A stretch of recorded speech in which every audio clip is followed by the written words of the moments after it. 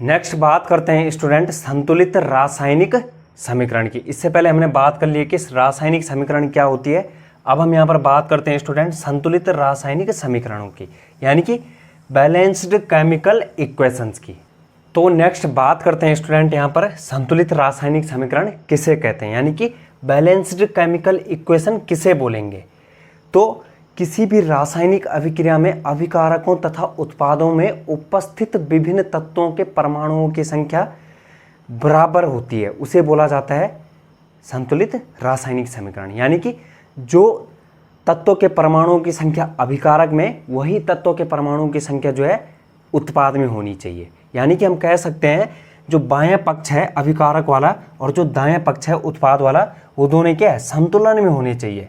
Left hand side is equal to right hand side, यानी कि बाएं पक्ष में उपस्थित विभिन्न तत्वों के परमाणुओं की संख्या इज इक्वल टू दाएं पक्ष में उपस्थित अलग अलग तत्वों के परमाणुओं की संख्या। यानी कि अभिकारकों के तत्वों के परमाणुओं की संख्या बराबर होनी चाहिए उत्पादों के तत्वों के परमाणुओं की संख्या। तो संतुलित रासायनिक समीकरण क्या होता है, क्या क्या होता है इसमें, अभिकारकों और उत्पादों में अलग अलग तत्वों के परमाणुओं की संख्या क्या है, बराबर होती है, संतुलन में होती है। और हम दूसरी लैंग्वेज में कह सकते हैं, दूसरे शब्दों में हम बोल सकते हैं कि दोनों पक्षों में, यानी कि अभिकारक वाले पक्ष में भी और उत्पाद वाले पक्ष में भी विभिन्न तत्वों के परमाणुओं की संख्या क्या बराबर होती है। यानी कि बाएं पक्ष इज इक्वल टू दाएं पक्ष, left hand side is equal to right hand side. अभिकारकों के तत्वों के परमाणुओं की संख्या बराबर होनी चाहिए उत्पादों के तत्वों के परमाणुओं की संख्या, उसे बोलेंगे हम संतुलित रासायनिक समीकरण। जो संतुलित रासायनिक समीकरण होती है वह, उसकी जरूरत हमें क्यों होती है, द्रव्यमान संरक्षण के नियम को लागू करने के लिए। द्रव्यमान संरक्षण का जो नियम होता है वह क्या होता है, द्रव्य को न तो नष्ट किया जा सकता है और न ही उत्पन्न किया जा सकता है। तो इसीलिए जो यहाँ पर क्या है, हमें संतुलित रासायनिक समीकरण की आवश्यकता पड़ती है। क्यों पड़ती है, द्रव्यमान संरक्षण के लिए।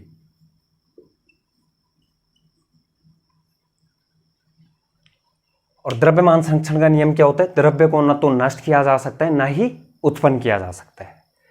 तो यहां पर एग्जाम्पल देखते हैं स्टूडेंट, जिंक वाला जो हमने क्या है रासायनिक समीकरण में भी लिया था। जब जिंक को जो है तनु सल्फ्यूरिक अम्ल की उपस्थिति में अभिक्रिया कराई जाती है, जिंक के साथ जो है H2SO4 की अभिक्रिया कराई जाती है, तो हमें प्राप्त होता है zinc sulphate plus hydrogen gas. तो इस रिएक्शन को हम देखते हैं, इसको, इस जो केमिकल इक्वेशन है, जो रासायनिक समीकरण है, इसमें हम देखते हैं कि यह रासायनिक समीकरण संतुलित है या नहीं। तो यहाँ पर हम जो है जो अभिकारक और उत्पाद में उपस्थित अलग अलग तत्वों के परमाणुओं की संख्या है उनको गिनते हैं।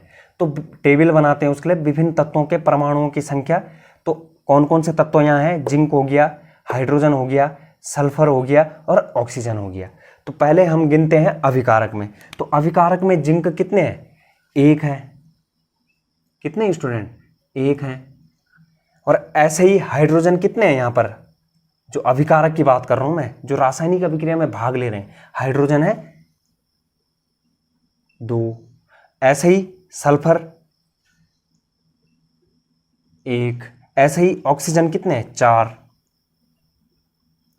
अब हम बात करते हैं उत्पाद में। उत्पाद में अलग अलग तत्वों के परमाणुओं की संख्या की। तो जिंक कितने हैं यहाँ उत्पाद में, 1। ऐसे ही हाइड्रोजन कितने हैं, 2।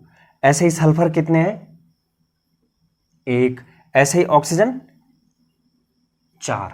तो इस इक्वेशन में आपको दिख रहा होगा, जब हमने ये सारणी बनाई तो जो इस इक्वेशन में उपस्थित अलग अलग तत्वों के परमाणुओं की संख्या थी वह क्या है, अभिकारकों में भी जो है तत्वों के परमाणुओं की संख्या बराबर है और उत्पादों में भी क्या है, अभिकारकों के बराबर ही तत्वों के परमाणुओं की संख्या उपस्थित है। यानी कि अभिकारकों में उपस्थित तत्वों के परमाणुओं की संख्या बराबर है उत्पादों में उपस्थित तत्वों के परमाणुओं की संख्या के।